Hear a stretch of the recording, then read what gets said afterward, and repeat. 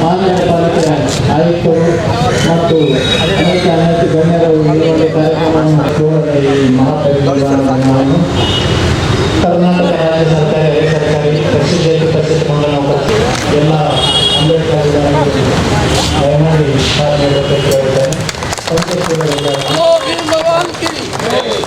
ಅಧಿಕಾರಿಗಳು, ಪೊಲೀಸ್ ವರಿಷ್ಠಾಧಿಕಾರಿಗಳು, ಕಮಿಷನರ್ ಸಾಹೇಬರು ಮತ್ತು ಇನ್ನಿತರ ಎಲ್ಲ ಗಣ್ಯರು ಒಂದು ಈ ಒಂದು ಕ್ಯಾಂಡಲ್ ಬೆಳಗೋದ್ರ ಮೂಲಕ ಆರ್ಸಿ ಸಾಹೇಬರು ಈ ಒಂದು ಕಾರ್ಯಕ್ರಮಕ್ಕೆ ಎಲ್ಲರೂ ಸಾನ್ನಿಧ್ಯವನ್ನು ವಹಿಸಿದ್ದಾರೆ. ಈಗ ಪ್ರಪ್ರಥಮವಾಗಿ ಈ ಒಂದು ಮಹಾಪರಿನಿರ್ವಾಣ ದಿನದ ಅಂಗವಾಗಿ ಡಾಕ್ಟರ್ BR ಅಂಬೇಡ್ಕರ್ ಭಾವಚಿತ್ರಕ್ಕೆ ನಮನ, ನಂತರ ಈ ಒಂದು ತ್ರಿಶರಣ ಪಂಚಶೀಲ ಈ ಒಂದು ದಿವ್ಯ ಸಮಾರಂಭದ ಸಂಘಟಿಸಿದಂಥ ಸಂಧಾನಂದ ಬಂಟೇಜಿಯವರು ನಂತರ ತ್ರಿಶರಣ ಪಂಚಶೀಲವನ್ನು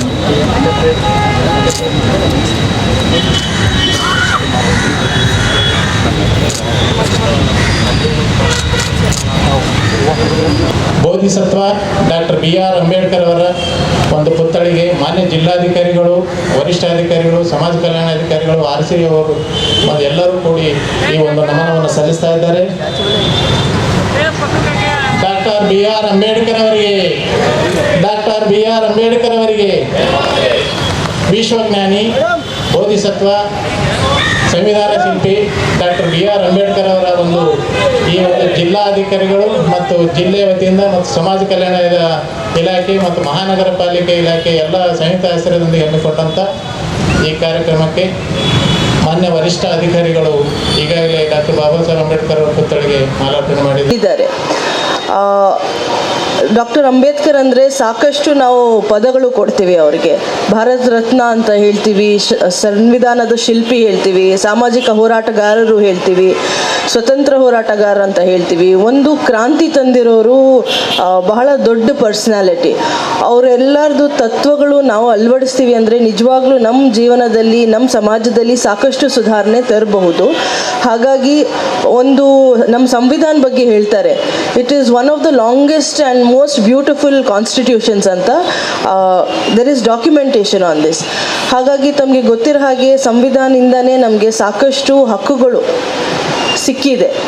ಅದಕ್ಕೆ ಅವರು ಆಥರ್ ಅಂತ ಹೇಳಬಹುದು, ಅವರೇ ಇದು ಅಳವಡಿಸಿರೋದು ಸಂವಿಧಾನದಲ್ಲಿ. ನಿಜವಾಗ್ಲೂ ನಾವು ಎಲ್ಲರೂ ಬಹಳ ಗ್ರೇಟ್ಫುಲ್ ಇರಬೇಕು, ನಮಗೆ ಕೃತಜ್ಞತೆ ಇರಬೇಕು. ಎಷ್ಟು ಒಂದು ವಿಶಾಲವಾದ ಮತ್ತು ಎಷ್ಟು ಫ್ಯೂಚರ್ ಮುಂದೆ ನೋಡುವಾಗ ಕಾನ್ಸ್ಟಿಟ್ಯೂಷನ್, ಸಂವಿಧಾನ ಅವರು ಬರೆಸಿದ್ದಾರೆ ಮತ್ತು ಅದು ಅನುಷ್ಠಾನಕ್ಕೆ ತಂದಿದ್ದಾರೆ.